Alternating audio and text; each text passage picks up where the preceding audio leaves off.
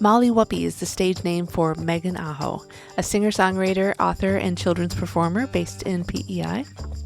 We had the best time talking about her life in Hawaii before moving back to Prince Edward Island, how to leave space to allow inspiration to flow, the origins of her stage name, and the big differences between performing for adults and performing for kids. You don't know what to do, and you don't know what to say. Forget all that. Start anyway. Spark that fire and build it high, and watch it burn, then let it die. Quite the entrance you have today with a parade of bikers and police. That was so exciting. Very exciting. I like to show up with a bang. Some sort of ride for charity, I guess, happening, but that was kind of funny. And the rain. Yes, look at it coming down right now. It's really... I'm excited that I planted seeds yesterday, and Yep. Let's go, guys. All the gardeners are really happy. Yeah. And they have a Sunday off of actually gardening, Mhm. which is kind of nice. So thank you for coming out. Oh, thank you for having me. I'm excited to be here. I got in touch with you a few weeks ago to see if you wanted to come out, and you were like, "Well, it's ECMA week." I was like, "Oh yeah," it just pops out of nowhere. And you were nominated for Children's Performer of the Year. Mm-hmm. Those types of industry events I always found like super fun, but also just so draining and so tiring, and also so much pressure to impress people and network and all that. Mm-hmm. How do you feel about those types of events? Well, I don't have a lot of experience with those types of events. I've never walked a red carpet before. Oh. But then, and my first impulse when I found out I had gotten nominated, my first instinct was like, I'm not going. Like, fine, but I'm a homebody. But then I sat with it and I was like, this is a great opportunity for doing something that you've never done before. Mm. How many people get the chance to walk on a red carpet in their life or get the chance to be nominated for an award like this? So I went into it with a lot of curiosity and just open to the experience, and what's going to happen, I don't know. So that was a great attitude to go into the week with. And you're right, it was very exhausting. It was a lot of sensory input. But I'm really glad I went. Yeah. I met a lot of people. Yeah. Yeah. And the best meetings that I had were with the random meetings that would happen, just bumping into someone where you're like randomly talking, or someone you recognize. Oh, I know you. I've followed you online for years, and how cool to meet you in real life. Yeah. So that made it all worth it. Yeah. I was thinking a lot this morning about the possible differences between writing for kids and writing for other people. Mm-hmm. And the first thought that came to my head was that it's probably simpler to write for children.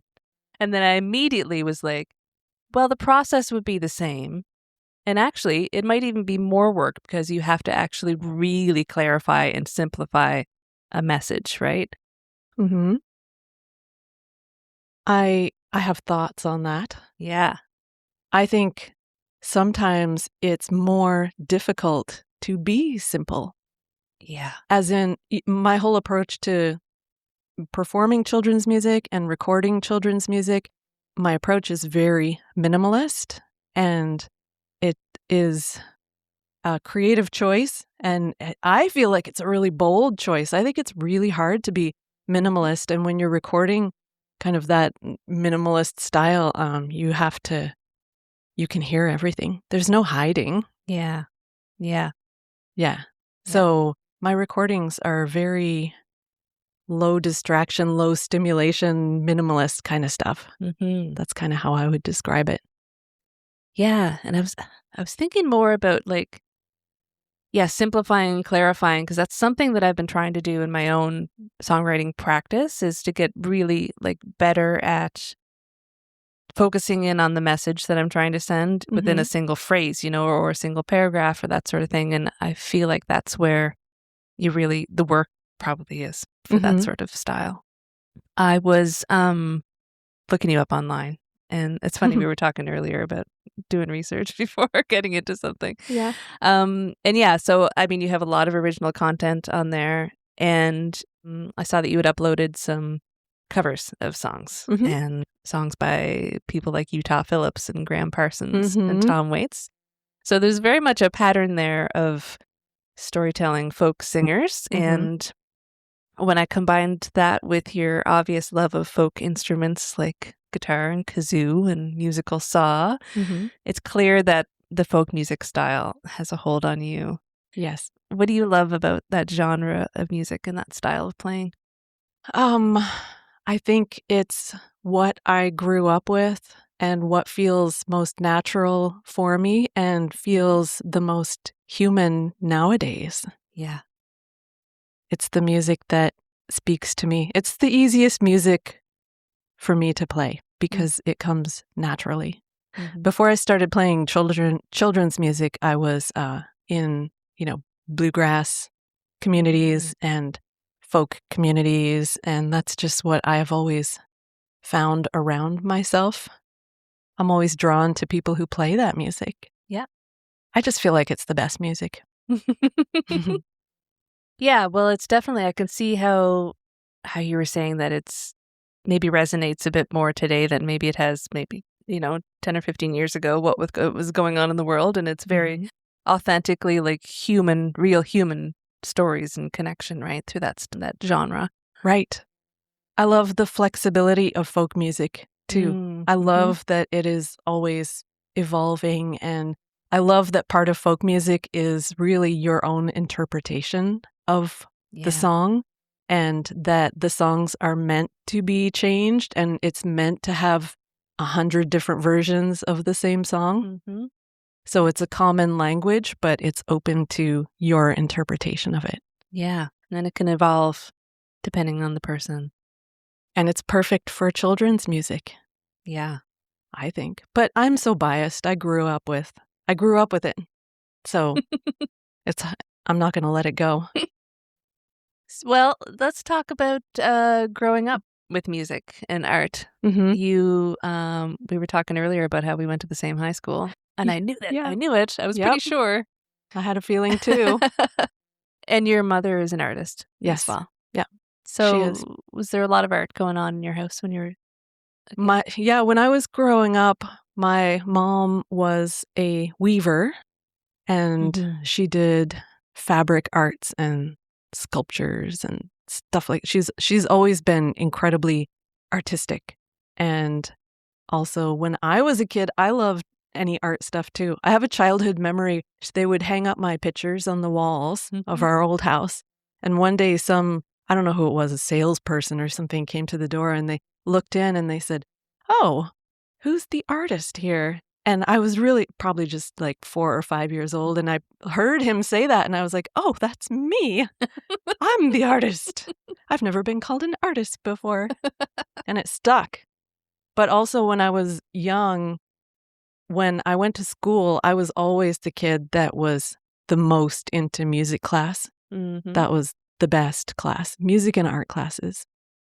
And luckily, my mom got a 1/16 size fiddle from somewhere. I can't remember. She would remember where she got it. She got a fiddle and signed me up for fiddle lessons when I was really little, like 5 or 6, with Catherine Schmidt, who still teaches. I remember that name. Yep. Still teaches. Wow. She still teaches. I just saw her recently, last summer. Amazing. So we're still in touch. I think it's so neat. Do you remember the first song that you wrote? Oh, I don't remember the first song that I wrote.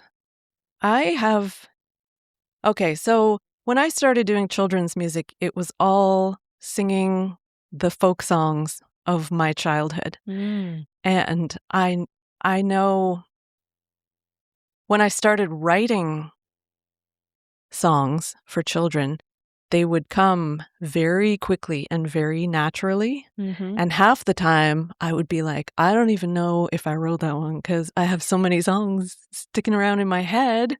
I would record it and just put it off to the side and be like, I got to figure out if that actually is a song that I made up myself or if it is something that I heard when I was a kid, because they're all just jumbled up in my head.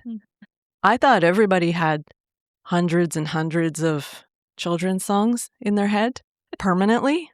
Like, I feel like every song that you heard when you were a kid is in your brain forever, but I've realized that not everyone is like that. Not everyone is gifted in that way. Well, it's a funny superpower to have. I don't necessarily remember all the words, but the melody of songs that I heard when I was a kid, even if it was just maybe one time that I heard it, it's like, it's in there. But they're all jumbled up. It's not categorized or organized or anything. Yeah. So I think I didn't start composing my own children's songs until I found the confidence. And I didn't find the confidence until I had started posting stuff online, and I had luckily and fortuitously just somehow found this huge audience for myself, and they were cheering me on every turn. I'd never had that before. Makes a big difference. It makes a huge difference. It's very motivating. Yeah. And it's been a very nuanced experience, but for the most part, it's just an incredibly positive experience. I wish everybody could feel what it feels like to have a huge audience. It's lovely. Very lucky. When I had started posting a lot, though, it was the pandemic.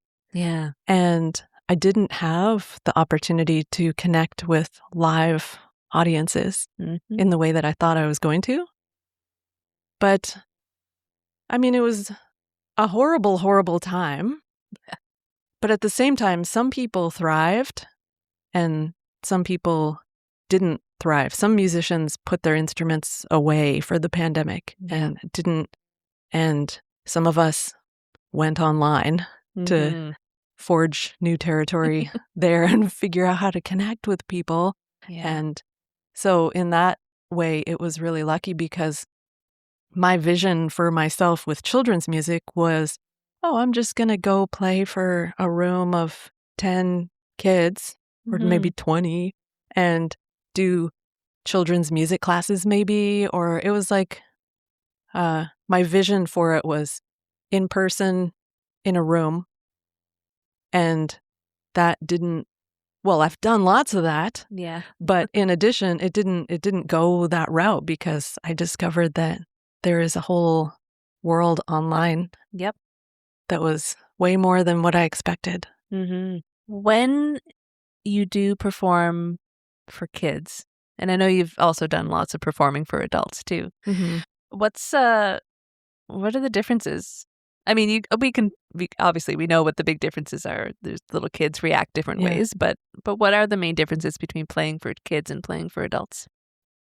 Well, I think all of my experience prior to becoming a children's musician, all of my prior experiences of playing in bars for very rowdy crowds really prepared me to play for children because it can be... They're kind of like drunk people.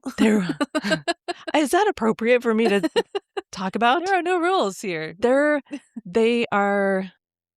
I don't run a very tight ship either when I do a live performance, and I'm okay with that. I'm not going to... Participation is not mandatory because everybody experiences music in a different way. So you're always going to have the kids up in the front hanging off your every word, maybe knocking over your mic stand, maybe taking, like last time I played a live show, this little rascal came up and stole my set list right from under my feet and ran away.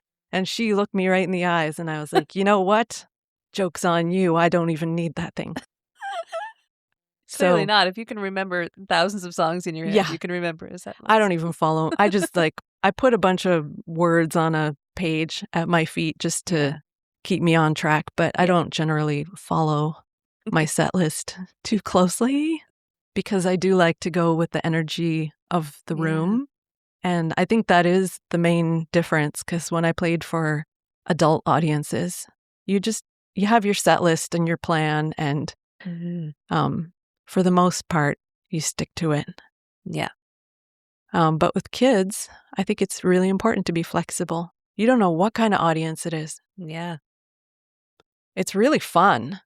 Mm. I really thrive with it. Mm. I think that comes through in my live performance. I really do love connecting with the kids, and they're the most honest audience you will ever have. No filters. No filters. They will tell you, like, you'll know if they love the music. Although what I was talking about before is that you're always going to have the people up front, but then there will be the kids in the back, maybe even facing the other direction or playing with toys, and they don't appear to be connecting with the music at all. But those are always the ones that go, and the parents even sometimes would come up to me and go, "Oh, I'm so sorry. I tried to get her to come up and dance, but she wouldn't." And I always say, "That's totally fine." And then that kid is the one that goes home and sings all the songs incessantly for weeks after. And the parents are like, "Oh, they were participating with the music in their own way. They're auditory." That would have probably been me. I was a very shy kid. So That I would would have have been been me off to too. the side or the back, Yeah, trying not to be involved and not making any noise. that's me now. Yeah. Same. Yeah. I like to watch from afar. Yeah. Yeah. Me too. Comfortable spot in the corner where I can see everything. Just take it in. Yeah, I'm not generally the one up dancing in the front. I like to be off to the side. Yeah. Because I really do love the listening part of it. Me too. Although I will say, if it's a sit-down show, I do like to be up front, right in front of the performer, because I really want to vibe that energy, Mm-hmm. I want to vibe that energy and not the energy of the crowd. Oh, yeah. Yeah. Or maybe I like to pretend that the crowd's not there, since I'm an introvert, and being in places where there's large bodies of people drains me. Anyway, yeah, so I had to listen to your song, I Just Want to Play, earlier. Oh, yeah. That was the first song that I released. Yeah? That was, yeah. Yeah, that was the first, I think that was the first recording, like the first real recording that I ever released. It's so great. It actually seemed to call to me. Why do people have to work all the time? Oh, it was written by my friend Jake, who also produced my first album, Jacob Starren. And he knew that I was doing children's music, and he was like, "I wrote this song. Hey, do you want to do it?" And it worked out really well. Yeah. It was really fun to make. It's so cute. And I've had lots of conversations on this podcast about, incorporating more childlike play and exploration into our lives and our creativity, and for better health and better flow of inspiration. So I'm wondering how the notion of play shows up in your songwriting practice, and how do you channel it while you're performing for kids? That's a good question. How does play factor in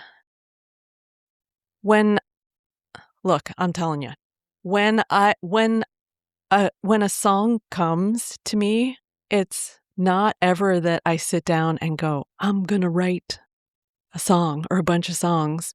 I don't know if it's that I'm not disciplined or anything, but the song will come to me when I'm like when I was out swimming in the ocean, and it was just a calm day and there were bubbles all over the surface. And then all of a sudden, this whole entire song is in my head, perfectly formed with very little modification. And once again, I was like, did I even come up with that song, or is that just one that I know?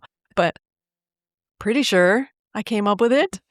But I think that is what it is like. And the playfulness is allowing space, not being so busy in your life, and just having playful times. Like, for instance, yesterday I was just out walking my dog, and I brought all my seashell collection, And I sat there for 45 minutes playing with seashells, Yeah. Yes. trying to play You Are My Sunshine on the seashells. And then people see the video that is the successful video. They don't see like the 800 times that it took for me to get Yeah. to that one.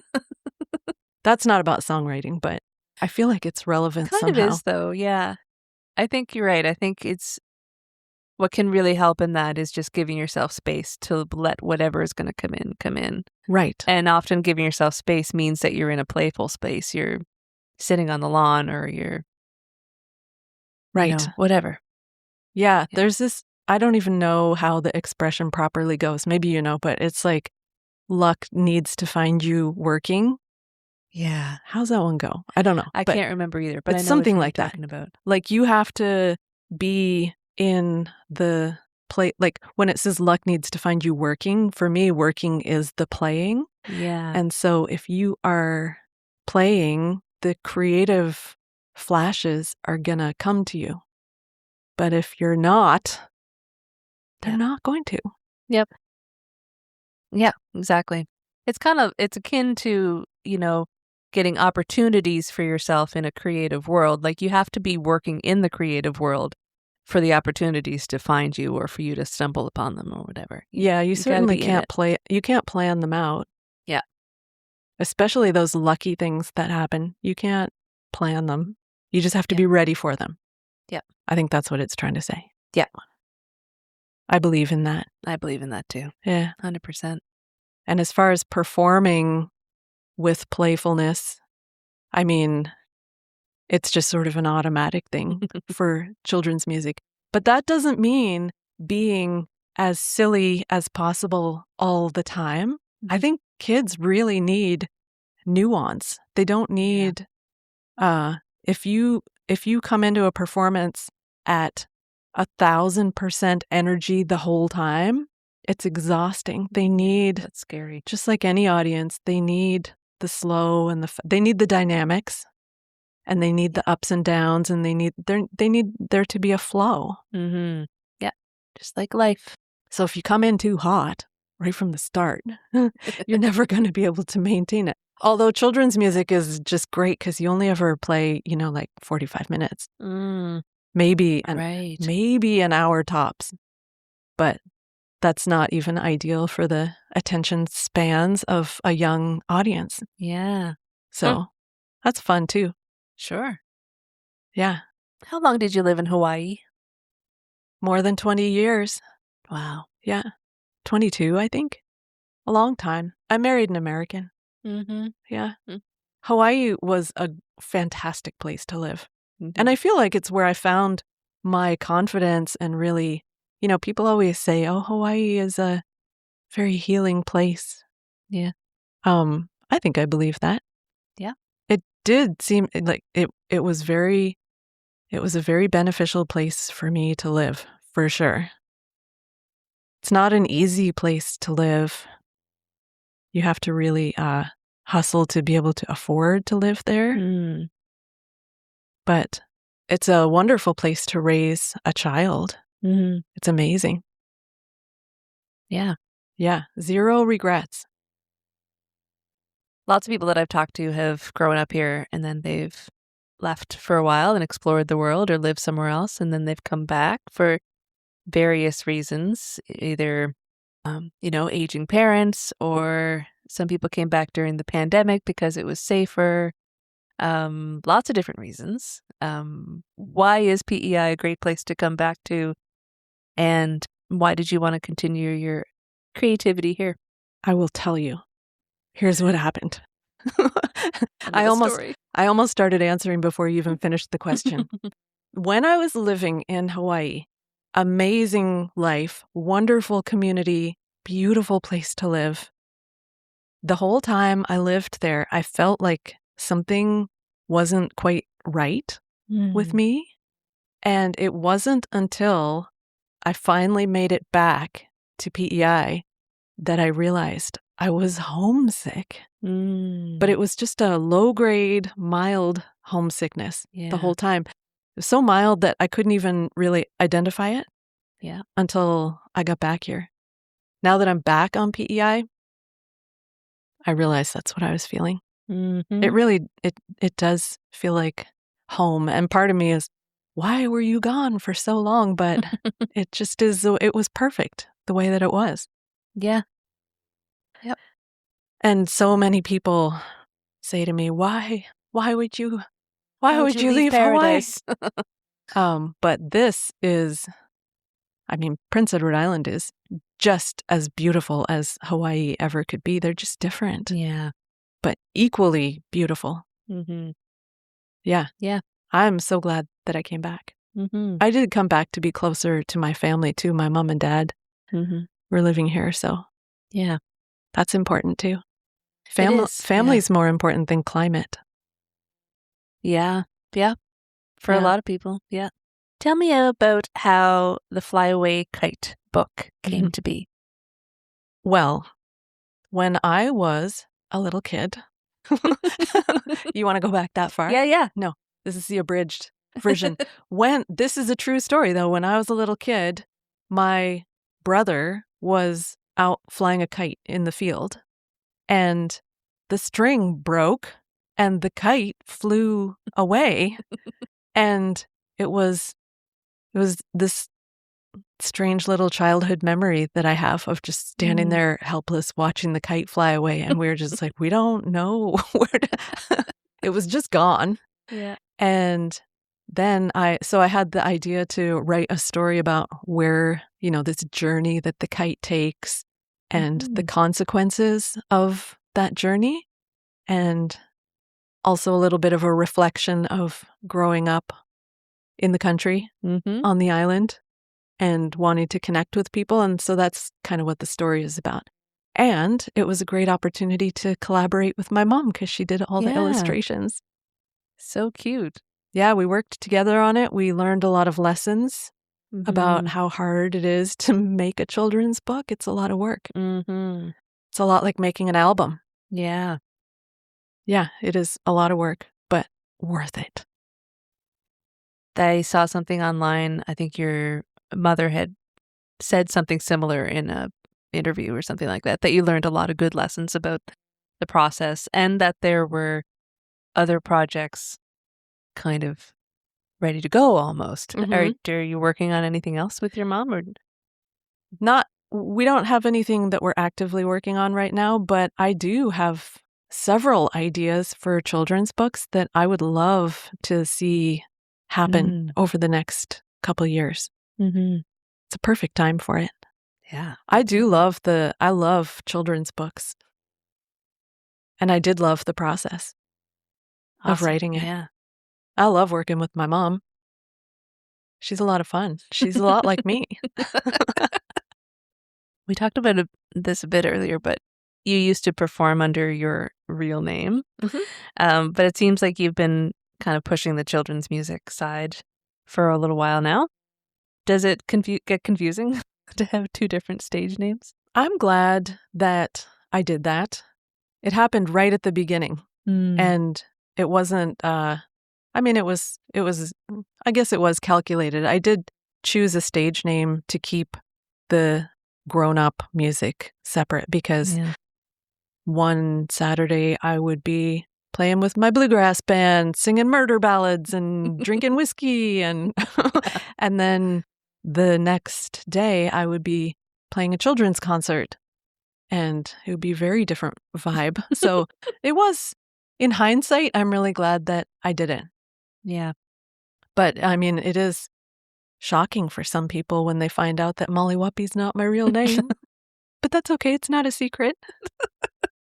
Molly Whuppie, I don't know if you know the backstory of Molly Whuppie at all. No, I don't. She is a fairy tale character that is hundreds of years old. She's a Celtic fairy tale figure. And her story is very unusual. It's a little bit related to Jack and the Beanstalk. It involves giants. But Molly Whuppie is a very different character because she doesn't sit around waiting for how am I going to take care of the giant? I have to find some prince to save me. Boo-hoo. She just, they're like, we have this problem. It involves a giant. And Molly Whuppie's like, hold my drink. She goes and takes care of it. And, her prize isn't, oh, you get to marry the handsome guy or whatever. I just really liked that she was a very strong, take charge, clever, magical lead female character. They're not very common. No. So I use that as my stage name to bring awareness to that, because she kind of got put to the side, and Jack and the Beanstalk, Of course she did. turned into an A-lister, and nobody's heard of Molly Whuppie, but she's an amazing little story. Very rare. Yeah. And she does, in the story, she's got magical powers, and it's not even really talked about. It's just like she's totally magical. Like Right. she runs across a bridge that is 1 hair wide. But who can do that? That's how she got away from the giant. Anyways, it's a whole thing. Do you ever tell that story during your children's performances? I don't. Not usually. Because for young kids, I think it would just be confusing, because they're like, no, you're Molly Whuppie. Right. Yeah, makes sense. Who? What? Yeah. Yeah. Okay. That makes sense. Tell me about where people can find you online. You're everywhere online, but tell me where people can buy your music. Oh, well, you know what? I have been selling a lot of CDs. I didn't think CDs Still? were, yeah. Cool. I am just amazed. So a lot of families want to get away from the digital streaming Oh, yeah. platforms because of all the ads and stuff. And so I have got on my web, mollywhuppie.com is basically my link tree. And I sell CDs through there, but I've got a Bandcamp, and I'm on Spotify and Apple Music and all that stuff. It's pretty, all you got to do is type in my name to the search engine, and I will probably pop up. I spend a lot of time online. Yep. Yeah. Yeah. And do you have any performances coming up this spring and summer, or festivals or? Oh, yeah, I've got a few PEI festivals coming up. I'm going to play the Summerside Arts Festival and the Summerside Lobster Carnival, because they have a family stage this year. Cool. So I'm pretty excited about that. I'm going to play the Rollo Bay Fiddle Festival. I'm pretty excited about that. Last time I went to Rollo Bay Fiddle Festival was in 1979. So it's time for me to go back. But this time I get to go back as a performer. But I probably won't even play a fiddle, because I always tell people I've been playing fiddle since I was 5, but I'm not. You wouldn't be able to tell if you handed me a fiddle. I ended up being a very mediocre fiddle player, but still I identify as a fiddler. But I'm not a great fiddler, but it sure makes me happy to play it. I feel the same way about the piano, because that's what I started on, and I really love playing it. I'm not a great player, but I really do love playing it. Yes. And there is something about the first instrument that you learn, right? And violin and piano are very similar in the way that they're very kind of technical, and you learn so much about theory and right. Anyway. Well, maybe. Some people do. A lot of it didn't stick with me. But I think the joy that you get from playing music isn't directly tied to your technical ability. No. That's why I stopped taking piano lessons at a certain point. Yeah. So I just want to write songs. I can play fiddle. Not very well, but it sure makes me happy. What I lack in technique, I make up for in enthusiasm. There you go. So I don't know if I'll be brave enough to pull out my fiddle at the Rollo Bay Fiddle Festival, but we'll see. You could just have a little hanger attached to your mic stand and just have it hanging there for your set, and just see what people do. Maybe I'll just play animal sounds on the fiddle. That would be fun. I don't know. I'll make a plan. I'll do something. I love it. Thank you so much for coming out here. And that was really fun. Yeah. I'm sad it's over. Well, we'll have to do it again sometime. I'll be back next weekend. Surprise. It's nothing. Well, you're welcome anytime. Aw, thanks. It's a gentle sigh. and a scream into the void. It can leave you. It can be you if you let it. You don't know what to do, and you don't know what to say. Forget all that. Start anyway. Spark that fire and build it high, and watch it burn. Then let it die. It can make you cry. It can dry your eyes. It can be the one that keeps you warm inside, and it breaks your heart, then tells you where to start if you let it. You don't know what to do, and you don't know what to say. Forget all that. Start anyway. Spark that fire, then build it high. Watch it burn and let it die. It can make you stand up, make you fly. It's a lifetime. In the blink of an eye, it's obsession and objection to the status quo. You got a lot to do, and you got a lot to say. Just write it out, get it on the page. Find your crew, get mobilized, and maybe soon you'll realize that it's nothing and everything. It's a gentle sigh and a scream into the void. It can leave you. It can be you if you let it.